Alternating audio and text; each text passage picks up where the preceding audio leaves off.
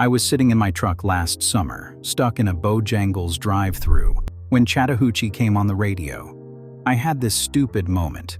I sat there holding a chicken biscuit, listening to that lightning-fast little guitar lick at the front of the song, and I thought, I have heard this exact tone my entire life. Not the song, the tone. That specific, bright, twangy, almost talking quality. I had heard it on Brooks and Dunn. I had heard it on George Strait. I had heard it in commercials for trucks I would never own. I had never once stopped to ask why. It turns out there is a reason, and the reason is not really a sound. The reason is a single, specific, physical guitar. Brent Mason's 1968 Fender Telecaster. Somewhere in Nashville, sitting in a studio or maybe leaning against an amp, is a beat-up 1968 Fender Telecaster that has played on more songs from the 1990s than every star you can name combined.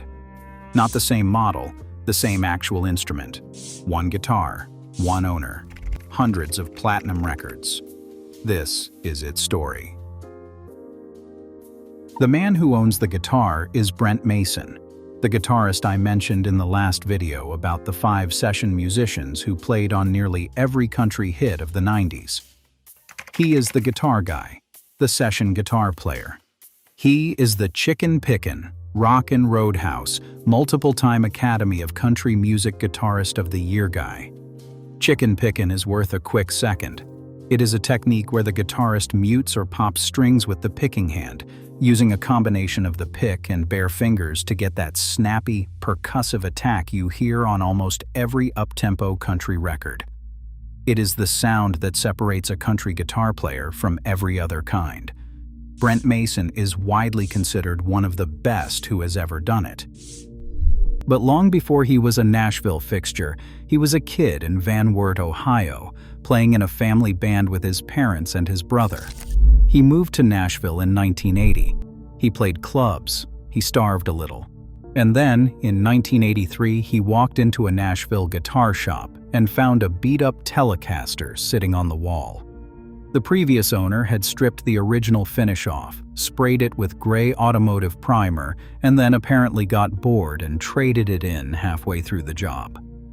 Brent paid a few $100s for it and walked out. Now, here is where it gets interesting. Once Brent started getting session work, he realized he had a problem. A standard Telecaster is great, but it cannot do everything Nashville producers were about to ask it to do. So he took it to a guy named Joe Glaser at a shop called Glaser Instruments, which sits about a mile from Music Row. Over a series of visits, Glaser turned this guitar into something that should not really exist. He put a Gibson Mini humbucker in the neck position so Brent could get a fatter, jazzier tone for ballads. The bridge pickup is a Seymour Duncan vintage stack. In 1983, Glaser added a third pickup in the middle, a Seymour Duncan stacked single coil, with its own dedicated blend knob. That blend knob is the secret weapon. Instead of switching pickups, Brent can dial in just a little bit of the middle pickup with whatever else is on, taking the harshness off a bridge tone or fattening up a neck tone in real time. He also installed Spurzl locking tuners so the guitar would never go out of tune in the middle of a take, no matter how aggressively Brent was attacking it. And then the wildest piece of it. Glaser installed something called the Glaser B-Bender, a mechanical device built into the body of the guitar that lets Brent push down on his strap with his shoulder and bend the B string up a full step. With one hand on the neck and one shoulder pushing, the guitar mimics the sound of a pedal steel without him ever touching one. This is not normal. Most guitar players cannot do this. Brent does it on the chorus of every other country song you grew up on. In Brent's own words, he says he tried to play actual pedal steel a few times and decided he could learn to fly a plane quicker than he could learn to play a real one. So the Glaser B-Bender was the cheat code. Once you know what this guitar sounds like, you cannot unhear it. That bright, flicking, almost percussive lick that opens Alan Jackson's Chattahoochee? That is the 1968 Telecaster. The tight, snappy rhythm guitar pumping through Brooks and Dunn's Scootin Boogie, the song that put line dancing on every American wedding playlist for the next 3 decades? Same guitar, Shania Twain, Toby Keith, George Strait. The blistering solo on Vince Gill's I Still Believe in You. Same Telecaster, same pickups, same shoulder bending the same string. Brent's calendar in the early 90s was insane. He was booking around 23 sessions a week. 3 sessions a day was a normal day. He has played on over 1,000 major label albums, and almost every single one of them, he was holding the same guitar. Stop and think about that for a second. If you are old enough to remember turning the radio dial in 1995, the odds are pretty good that the most listened to musician in your life is not Garth Brooks or Reba or anyone whose face was ever on a poster in your bedroom. It is a quiet guy from Van Wert, Ohio, playing one specific guitar that he bought used in a Nashville guitar shop in 1983. You never knew his name. You never saw him perform. But for years, his fingerprints were the soundtrack of your drive home. Anyway, back to the guitar. Here is some context that makes this even more remarkable.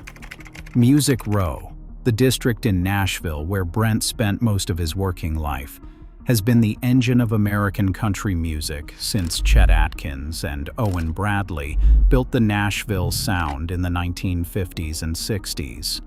RCA Studio B, which sits right there on Music Row, is where Elvis recorded, where Dolly Parton recorded, where the whole architecture of modern country music was essentially designed. The tradition Brent stepped into when he moved to Nashville in 1980 was deep, and he became the defining sound of the next chapter of it.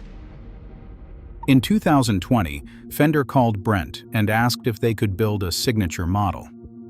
It was a strange phone call because Fender already made Telecasters. They invented Telecasters. But Brent's specific Telecaster, the one Joe Glaser had spent decades modifying, had become so well known among Nashville guitar players that Fender wanted to mass produce it. So they did. The Stories Collection. Brent Mason Telecaster is still sold today. New, it runs about $2,500. There is also a custom shop limited edition, hand-built by master builder Kyle McMillan, that sells for $12,500. Both come with the Joe Glaser B-Bender system pre-installed. Both have the 3-pickup configuration. Both have the primer gray finish. When Fender people came to Nashville to study the original guitar, Brent said in interviews he was a little embarrassed to hand it over because the original was ugly. The finish was rough. There were decades of cigarette smoke buried in the wood. Fender took it apart anyway and copied every detail, right down to the neck profile. Here is something almost nobody mentions. The Telecaster did not just play on country records. Brent took it into sessions for movies, commercials, and television. Soundtracks for major Hollywood films, the opening theme to Monday Night Football on ABC for years, and commercials for Dodge, Ford, and Wrangler jeans. Brent has played on so many sessions outside of country that, by his own admission, he has lost count.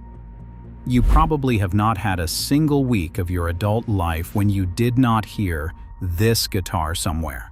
Even if you have never voluntarily listened to a country song in your life. Brent still owns it. He still plays it. He still books sessions on Music Row, although these days he is more likely to do 4 sessions in a week than 23. He has called the 1968 Telecaster his main guitar for over 35 years. The guitar is now around 57 years old. It has been refretted.